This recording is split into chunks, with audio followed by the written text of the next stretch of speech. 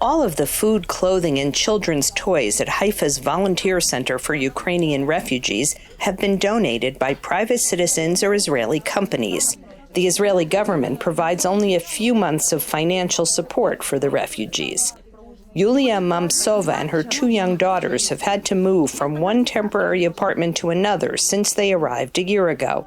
She relies on help from Israelis, including Ukrainian immigrants. It's very difficult, but we get the support of friends and Israeli volunteers. Some of them came from Ukraine many years ago. Some are native Israeli, but they're all suffering with us. More than half of the 40,000 Ukrainian refugees who came to Israel since the start of the war have left, either returning to Ukraine or going to Europe, where they are recognized as refugees. While anyone with a Jewish parent or grandparent can immediately receive Israeli citizenship, non-Jewish Ukrainians receive only tourist visas that are renewed monthly. They are not legally allowed to work, and those under 60 have no health insurance. Israeli government policy has left the refugees in legal limbo, say social workers from aid organizations.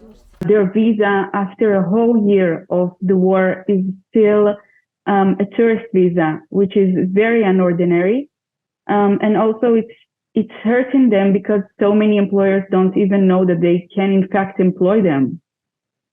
So we see many women and children who are under financial stress and cannot support themselves in any way.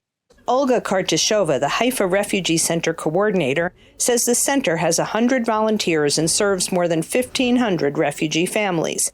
She says the lack of legal status can lead to exploitation of the refugees. Because of the lack of the proper legal system for them here, they are extremely vulnerable to all kinds of discrimination and sometimes even worse.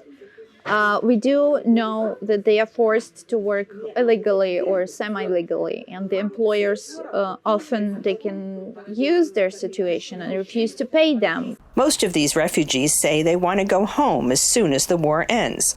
But as long as there is no end in sight, they want a more official status that will enable them to legally work and build a life, however temporary, in Israel.